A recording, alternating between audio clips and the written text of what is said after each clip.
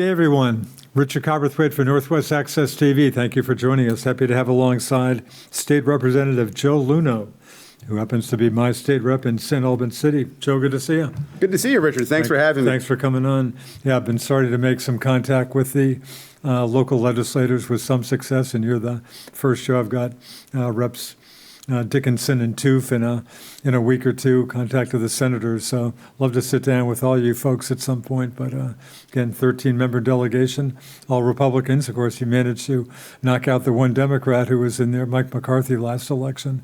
And go back to that, Joe, kind of a interesting election. As I recall, you were hoping there'd be another Republican candidate. Am I remembering that correctly? And had to get the nomination on write-ins. You didn't even file. I did not file, and I'm the county chair, and we You're still chair of the Franklin County Republican Committee. I am, Right. and so there was an individual who was going to run, Okay. and actually I had assisted in getting his petition filled out, I'm sure you told me that. and was literally going to turn it in Huh. less than an hour before the deadline, Really? and the individual had to withdraw Less than an hour? less than an hour. And so in an hour you got enough signatures? No. So that was the deadline in order to have your name printed on the ballot. Okay, for the ballot. Correct. Okay, And so Oh, yeah. the So you run as a write-in. the only scenario left was Wow. to run Wow. as a write-in in the primary in order to get on the ballot in the general. Do you think this person, hard to say, I guess, seeing as he didn't run, you think he would have been as successful as you were, or who knows? I I don't. can only assume you were a much better known name, but anyway. Yeah, So you ran as a write-in and got the nomination? Who's to know? Who would have won the presidential race in '92 if Ross Perot wasn't in there? God, It's something you can only Good point. speculate. And that makes me think of the 1981 Burlington mayoral race. And I knew this, but I heard somebody on VMT mention this the other day. If Mr. Bove had not jumped in as a third-party candidate, he apparently took enough votes away from Gordy Paquette to get Bernie Sanders. Without Bove as a third-party candidate, Bernie's maybe nothing in Vermont politics. Funny how things work out. It is. You never know. But But you had your rematch with Mike McCarthy. I had predicted 2 years ago. I really thought you were going to win 2 years ago.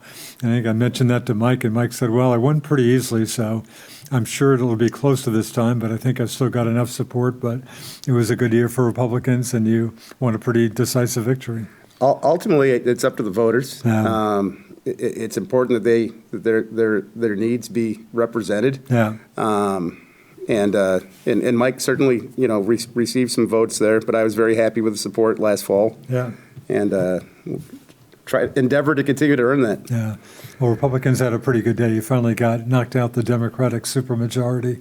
So tell us, you certainly know your way around Vermont politics with your family, but you're a first-term legislator, or a first-term legislator. So did you feel pretty comfortable down there pretty quickly? And of course, you've been dealing with politics, so I suspect the learning curve for you maybe not as much as for a lot of other first-year reps. 7 Days just had a cover story on a couple of the two first-termers a month or two ago. Yeah, they ran one with, I think, Mike Booten from Barry City and Sean Sweeney from Shelburne, who's actually in my committee. I'm on Corrections and Institutions. Okay. But yeah, there's certainly a learning curve. Yeah. If you've served on a local select board or a city council, been on local boards, that's wonderful. And you're a former St. Albans City Councilor, of course. I am from Ward 5. Ward 5. So Ward 5, so you move, as you said, Franklin 3, your district is wards 1 through 4. I live in Ward 4 currently. Ward Yes, 4. It's correct. So, Interesting. as the crow flies, we're about 100 yards apart. Is that right? It's from So right Beverly on the Court to edge, Smith huh? Street. Yeah. Interesting.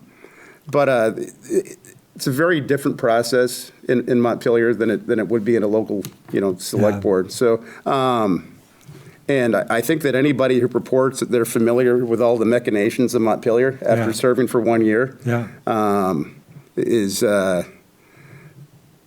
not really fully comprehending the process. Yeah. But, certainly I am much more comfortable in the State House now than I was when I walked in January. Yeah. So a good first year? Do you think good first year? I think so. I mean, you referred to supermajorities, and I firmly believe that supermajorities are bad, and I don't care what party holds them. Because you end up with legislation that has one perspective And you tend to get things that really aren't desirable. We don't need, Catcher in the Rye to be banned in certain states like it's 1964 again. Yeah.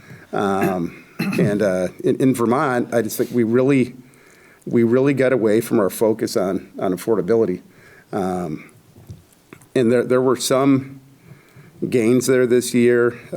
We are one of the few states that taxes military pensions. Yeah. And there's an exemption now for income up to $170,000. So not a total exemption, but you made progress on that. It's pretty close, though. I think a lot of people were very happy to see that. Absolutely, and we need people in our workforce, and to discourage people from coming home or staying here is not in our best interest. And of course, Social Security, you made some progress on that, but if you make enough money, some folks are still getting taxed for Social Security. Yeah, there were three things that happened as far as tax relief goes. The Social Security exemption cap was raised from $50,000 to $55,000, which isn't, as much as I think the governor would like to see, nor myself, but it's progress. Yeah. And a child tax credit had a cap at age 5 for families with young children, and now it's age 6.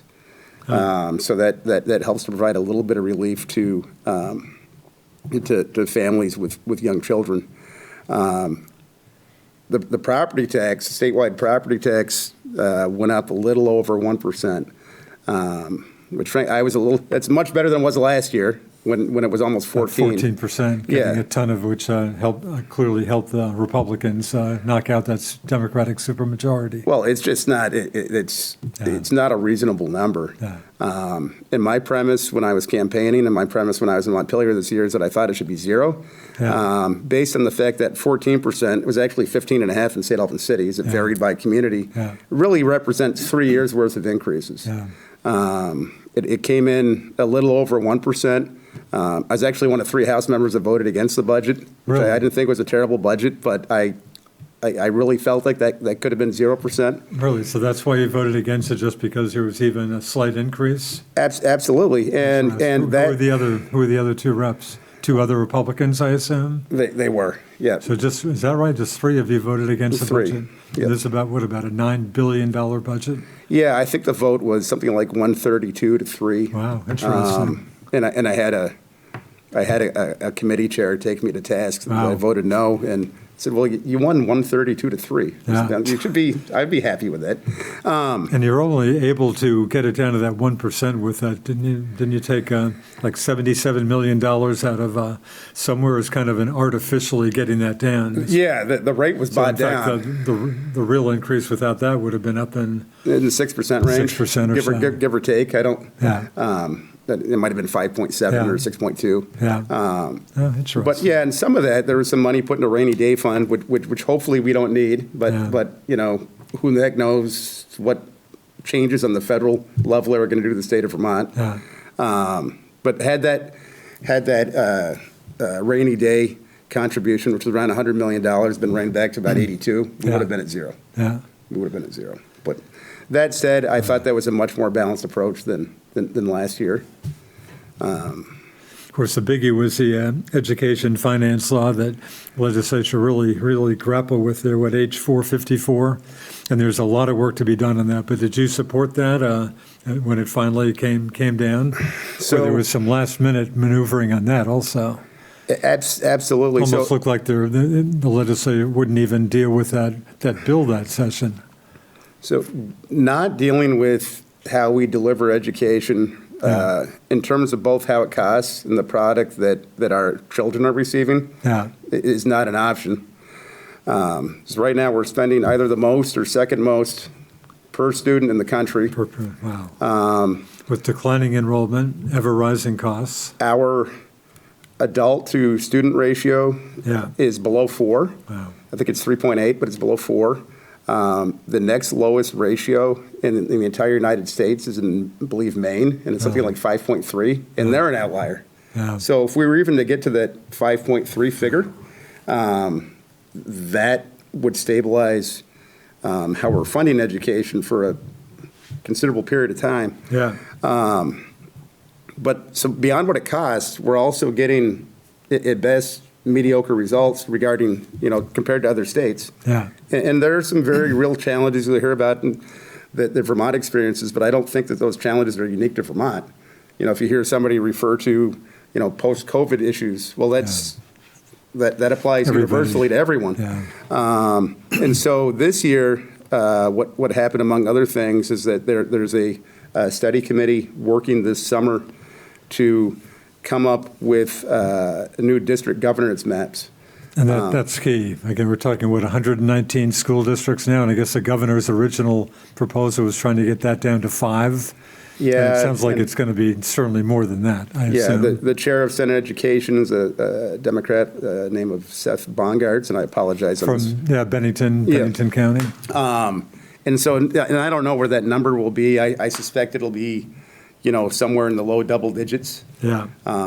I certainly am not privy to the exact details, but I suspect that to be where we're going to be. Yeah. And so really, you have cities that are bigger than the state of Vermont that have one school district. Yeah. Los Angeles has one school district. And we have 630,000 people. So there's a district for every 5,000-6,000 people, and that's just it's not feasible. So did you support H454 when it finally came down? I did, and I think it received, all but a couple of Republican votes and maybe 45% of the Democrats in the lower chamber. Yeah. Something like that. And this year's conversation is to be like what those district maps are about. Yeah.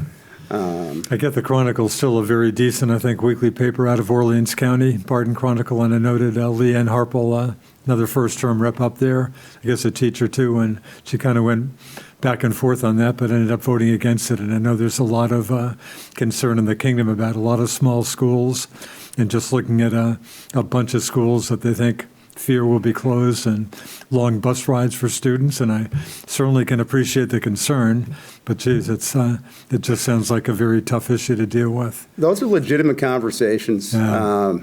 I don't think that they're unique to this time. If you look at a lot of district union high schools around Vermont, MVU or CVU, those didn't come to be because the communities wanted to coalesce. It's an expense issue. So MVU, you had Highgate had a high school. Swanton actually had 2 high schools. Is that right? Yeah, they had Swanton, and then St. Anne's was a Catholic school. It was open to 68. My mom was in the last graduating class.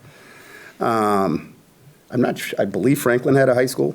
Yeah, I think Franklin did have a high school. And so these buildings were all dilapidated, inadequate, and they got together and they have a union high school now. Yeah. But so there's a lot of work to do on the education front. Absolutely, and I think that the real prerequisite to that is that this district map thing be done. Yeah. Also, it needs to be congruent with current law in the state of Vermont, but there needs to be voters need to have some connection with how because people want to support their schools. But at the same time, there's no correlation between whether or not you vote yes in your school budget and what your property tax bill is. Yeah. And so along that lines, the conversation is that there be a certain block per student that school or supervisor unions receive, and we'll see what that looks like. So you think you made some progress on this huge issue, though? I think what we did is we voted in the affirmative to continue the conversation. Yeah, wow. We're not there, and it's really a multifaceted and complex issue. You've alluded to some of the things down the road, which you could likely end up with facility consolidation, and that's tough because you get a lot of small towns. They might have a school and a post office. Yeah. I know that concern. You're hearing that concern. The Westford Essex School District, I guess Westford with middle graders, I think, are going to a school in Essex this coming school year, and the folks in Westford getting concerned about how long their LM school will hang in there. But I'm sure that's happening in a bunch of places. But you're right. Some of that activity is occurring now. Yeah. You know, and you can talk about healthcare and what's going on in the hospitals. Yes. I mean, there's. Glad you mentioned that. Again, going back to the Chronicle, when the consultant came out with the Vermont Healthcare Board or whatever, folks up in Newport, as I'm sure you know, were totally freaked out because the recommendation there was to really scale down the hospital big time. Hey, if you're giving birth to a baby, I would just go down the road to St. Johnsbury, stuff like that. They're definitely freaking out about that. And NMC, how solid do you think NMC's future is? I believe that NMC will be there, but Yeah. they're facing some tailwinds. Sure. We've seen recent Of course, UVM, Health Network, just in the news for a bunch of layoffs there. UVM was St. J. Just Is that right, I St. think I J? picked up something. Might have been a Digger article. Oh, really? Today announced a few. Oh. Boy, Copley's closing their birthing center. Right. Yeah. So, and it might be great if you can get Representative DeMar in here. He serves on Yeah, I'll grab, saw Penny the other day. I'll grab Penny at some point. on the committee of jurisdiction, and Yeah. he can get a lot more granular than I can. Boy, these issues to me, as just an outsider talking to you folks once in a while, they just sound like, almost overwhelming issues to me. I mean, and again, affordability, again, you're telling us you voted against the budget because there was a 1% increase. I mean, affordability, have you got a hope? I mean, it just seems to me in the future of Vermont, if you can keep budget increases down, seems to me the best you could ever do. Have you got any hope about actually even, say, reducing the size of state government? Is it reducible? I don't hear too many folks talking about that. That's a fair question. Yeah. It's a fair question. I don't have an immediate answer for you there. Yeah. I mean, I could tell you in corrections, and there's a philosophical divide within my committee. Yeah. But, Oh, really? But right now, well, that's not surprising. That probably Not goes in any issue. committee. So the institutions part is more about maintenance of state buildings, and that's not very partisan, really. You're just vetting to make sure repairs are what they should be. Yeah. But on the correction side, we're spending somewhere around $115,000 a head to house somebody in a Vermont facility Is that right, per inmate? per inmate. Wow. I guess I've heard that figure, and I guess I was even startled by that. But Wow. the other side of that coin, so we have a contract with a private facility in Alabama, So you're still shipping, some inmates are still being shipped out down to Some. Alabama? but that number, the cost there is Not even- it's less than $40,000. Wow. Now, the other piece with that is that when surveyed, the Vermonters, or those serving time for Vermont in Alabama, are actually happier there than they are in Vermont. Yeah. And And why so? when speaking with Department of Corrections, the Vermont facilities are small, whereby the detained or non-sentenced population Yeah. and the sentenced population Yeah. are housed together. And in most states, in larger facilities, they're separate. Huh. And so those sentenced folks are only with other sentenced folks. As the average detainee is only there for a few days. Yeah. So I think that'd be akin to if your next door neighbor was actually an Airbnb, and so you had somebody different next door to you Yeah. every 3 days. I see that might be disruptive to your Yeah. to your housing. So, but that's a really interesting number, and and it doesn't need to be in Alabama, but there might be some opportunities for more efficient use of state monies there, because DOC's budget's over $200 million. Really? It's one of the larger cost drivers in state government. Wow. Speaking of corrections, Commissioner Demmel on the way out, and John Murad, the former Burlington Police Chief, on the way in as interim corrections commissioner. The stories I read weren't clear. Was Demmel forced out of that job? I know the governor in a statement had high praise for him, but it wasn't clear from reading the stories why the change. It wasn't clear to me at all. Clear to you? So without getting into context, I had some very similar questions. Really? And made some inquiries, and I Not clear? No, I didn't get anywhere with that. I know there's I sit next to Representative Hedrick, Troy Hedrick from Burlington, and he was he was not pleased with the Murad announcement. Why did I see him in the news? Was it about Murad? I remember. No, you saw him trying to do battle with the Vermont Abnakis, who he insists are not a... Exactly what I saw. Yep. Another interesting issue. Thank you. Exactly what I saw. Anyway, Yep. but he had an issue. Anyway, John Murad sounds like someone who I would think could handle that job pretty well. So I guess he's in as interim corrections commissioner? Yeah, and I could tell you... Do you know him? Have you met John Murad? I'm going to, because I sit right next to the witness spot in the committee, really? and I'm sure in that position that He'll be hearing from John Murad. He will be sitting next to me this year. We saw Commissioner Dummel quite a bit. Yeah.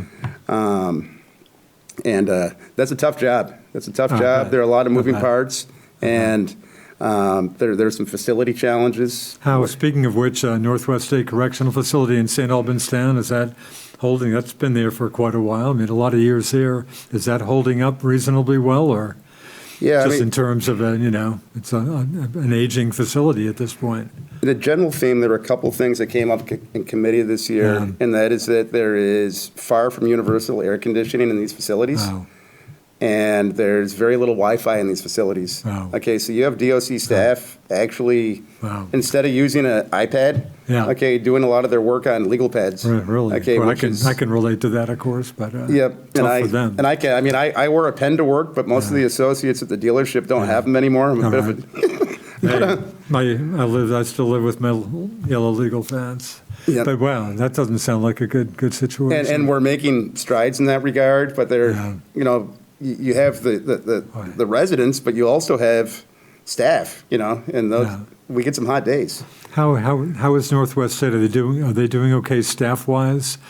In fact, just by my house, I've been seeing signs, hey, we're a good employer, join us sometime. How are they doing staffing, Joe? When I hear about real staffing crises, it's usually not Northwest. If we're listening to Northwest, so the state of Vermont has a contract with ICE, to book federal detainees. I was about to ask you about ICE. Yeah. And there's a separate contract with the U.S. Marshals, which is not really in question. But the male ICE detainees are at Northwest. Yeah. And I know there's concern with communication between ICE and state of Vermont DOC staff, whereby maybe the booking of these individuals is the very inconsistent volumes. And it's creating a challenge down there. That's one thing that we've heard recently. That's right. The ICE crackdown, boy, Vermont's dairy industry, good luck keeping Vermont's dairy industry afloat without migrant workers from wherever, Mexico, Guatemala. Any concern about what's going on there? Yeah, of course, I guess the biggest dairy farm in the state in Berkshire was a huge news story, a month or two ago? Absolutely. So surprisingly enough, I was not consulted by the White House about this. But if left to my druthers, if somebody's doing something wrong or breaking the law, by all means, do an enforcement action. But if not, maybe don't go crazy about that, huh? I absolutely. We have our construction industries, our agricultural industries, which would just be crippled. Beyond that, I think there's a humanitarian element there. And correct me if I'm wrong. I mean, when I talk to especially folks out of state about this, I say good luck in Vermont finding a Vermonter, not to beat up on Vermonters, but good luck, aside from someone who's grown up on a farm, good luck finding a lot of Vermonters who are prepared to milk cows. And of course, sometimes I'll hear conservative talk show folks getting into that issue, like Howie Carr years ago, and I could deal with them, but saying, hey, and Laura Ingraham, you just have to pay these people more. People will work. And I'm saying, no, I don't think you're right about that. Any thoughts on that? I agree with you. I agree with you. And we're not talking about 80 cow farms anymore. These are really large operations. And I think that what constitutes our agricultural labor force is what it's going to be going forward in large part. But no, you'll hear people say, well, this individual is on the dole and shouldn't be, and have them go work on the farm. And Yeah. that sounds good. I don't know that that's really reality. Yeah. Sounds like, again, Franklin County, obviously a border county, Canadian traffic clearly down. You see stories like that every day. And I still listen to a lot of Canadian media. CJAD out of Montreal, to me, is still a great radio station, as it has been since my day one up here. But boy, just the beating, the hatred I'm hearing from folks north of the border about what's going on in this country. But again, Franklin County taking a hit. Have you got a sense of that? How much Canadian traffic is down? I heard. I guess hard to maybe nail that down a bit. Some season pass data from Jay Peak that sounded pretty disturbing. In fact, I guess Steve Wright, the head honcho at Jay Peak, I think Peter Welch had him testifying in Congress about that. Half their traffic is out of Quebec. So yeah, it sounds like a huge hit for Jay Peak. But yeah, it's crazy. This morning's news story, because who knows regarding tariffs, it can change 3 times a day. Yeah. But we had just an extra 10%, Right, up to what, 35% for our good friends in Canada? For our best ally. It's just, I think it's crazy. And I hope that gets back to how it was. Yeah. That creates inflationary activity when we're just now trying to get out of an inflationary environment. Yeah. And it's just, I don't understand what the positive end game of that is. Yeah. Joe, you mentioned, again, I should know, we're taping this show on Friday, August 1st. Happy August, everybody, Friday, August 1st. And Agency of Transportation had an info meeting last night at the Franklin County State Airport. And I'm thinking of that in part because of Field Days. A year ago, this would have been the first day of Franklin County Field Days, August 1st. Did that come up last night? I was there for Got some of it. AOT's entire presentation, and then there was a question and answer segment, and I was there for part of that. But in the time that I was there, Field Days didn't come up. Anyway, they're out of there.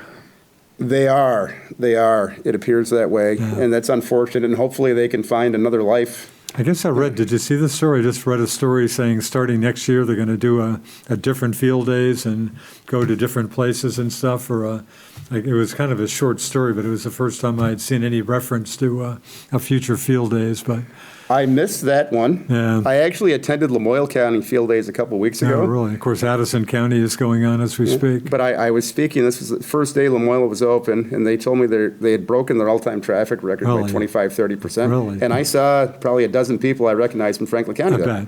Wow. And it's a smaller affair than Franklin County's. Yeah.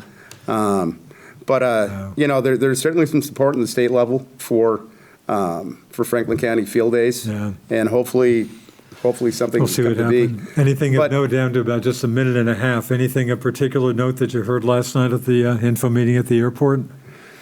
Of course, big doings up there. Water sewer lines being extended there. Talk about future development. The airport runway just got lengthened a bit and widened, or yeah. And most of the conversation was by hangar owners who have leases with the state, and it was really about how it affects their plane individually. Yeah. And I don't really think that's where that's great, but that's not where the opportunity is there. I suspect that there is some opportunity that would otherwise be in Burlington, not for the fact it's too busy. And I think we could end up with a cargo hub or something of that nature. Wow. Would be my hope. Yeah. And there'd be some real benefit to Franklin County. That airport is very close to I-89, and it makes a lot of sense. Yeah. I always feel bad as I went to the Grateful Dead shows there. Yeah, I caught the two, 94 and 95. Yeah. Yeah, who could forget the Dead? Yeah, and hate to say it, almost 50 years in Franklin County, the Dead coming to town a couple times is right up there as the most incredible stuff I've dealt with in my tenure up here. Yeah, in the 95, we had about 100,000 people there. Boy, things in fact, I can flash back to Mike McCarthy, the Swanton police chief, who, as you can imagine, was just really thrilled about the Grateful Dead coming I'm sure town. he was. And that first year went pretty well. The second year got a little crazier, as I recall. The second year, with fences being knocked down and just people pouring in. And I went down to the car wash on First Street. Wow. And walked by that because there's no point, but there were some people, using that as a shower room.